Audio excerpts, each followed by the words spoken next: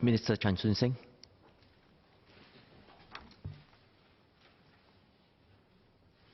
Mr. Speaker, I beg to move that the proceedings on the business set down on the order paper for today be exempted at this day's sitting from the provisions of Standing Order number 2. The question is the motion moved by the Minister. As many as are of the opinion say aye. To the contrary say no. I think the ayes have it. The ayes have it. Ms. Joan Pereira.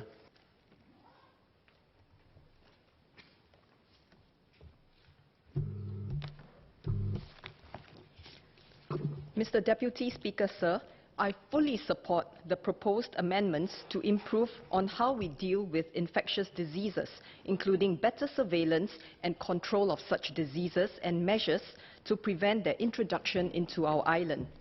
One of the proposals is the discretion to turn back unvaccinated travellers.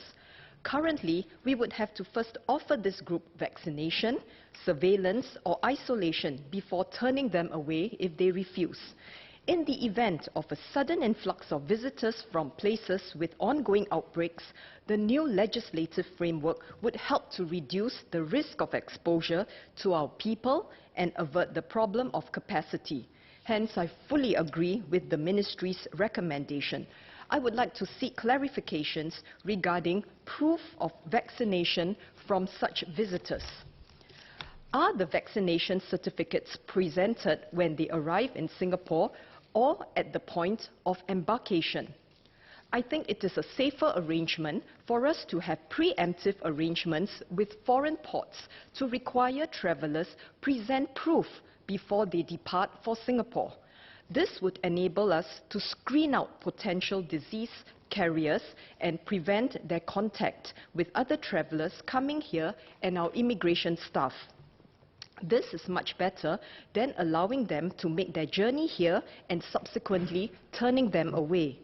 My second question is, if the vaccination certificates were presented before they board the transport vehicles, do our officers check and verify these documents again when they arrive in Singapore? Travel, particularly air travel, continues to grow rapidly around the world. This means that a potentially dangerous pathogen could spread globally within days.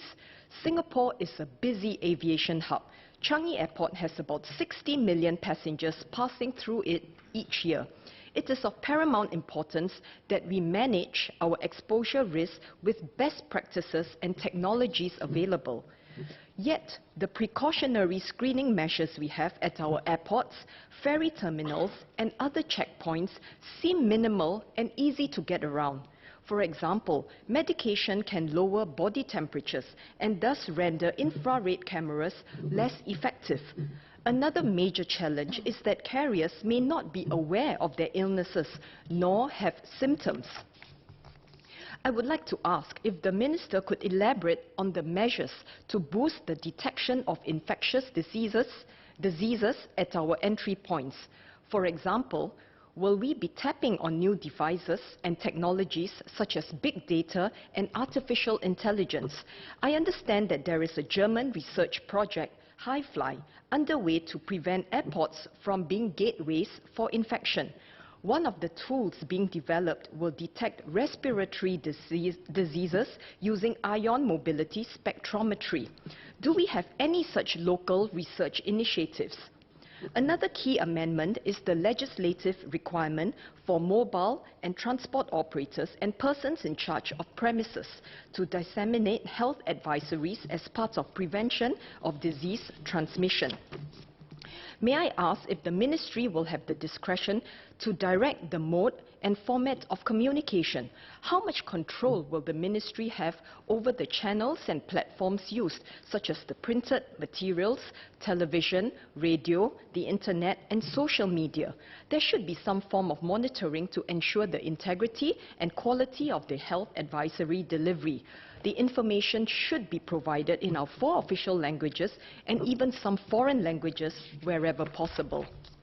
Sir, in Mandarin. 另一项重要的修订是授权我们的卫生部官员利用拘捕以外的方法，限制高危人士的行动。他们其中一些可能是已经受感染，另一些则可能是接触了感染者。对于一些不服从规定的个人及其家属来说，这种对他们行动的限制，特别是在他们没有出现症状的情况下，整个经历不方便，甚至不愉快。他们可能感到沮丧或情绪激昂。为了预防和应对这种反应，我建议我们将这种情况作为我们的全国紧急应变课程和公众教育的一部分，定期向公众提供咨询，向所有居民宣传和教育应对此类危机的必要措施，将有助于他们做好心理准备。大众需要时间来调整和接受困难的措施。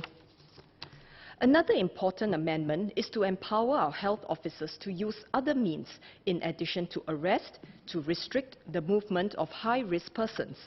Some of these may have come down with the infections.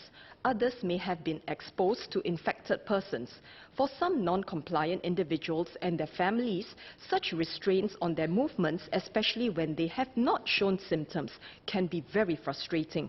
The entire experience is expectedly inconvenient and even unpleasant, and emotions can run high. To preempt and counter such reactions, I would like to suggest that we include such scenarios as part of our emergency preparedness and public education. Regular public advisories to inform and educate all residents of the necessary measures for such crises will help prepare them mentally. People need time to adjust and accept difficult measures psychologically. All these preparedness measures will better equip Singapore for health crisis and keep us safe. Thank you.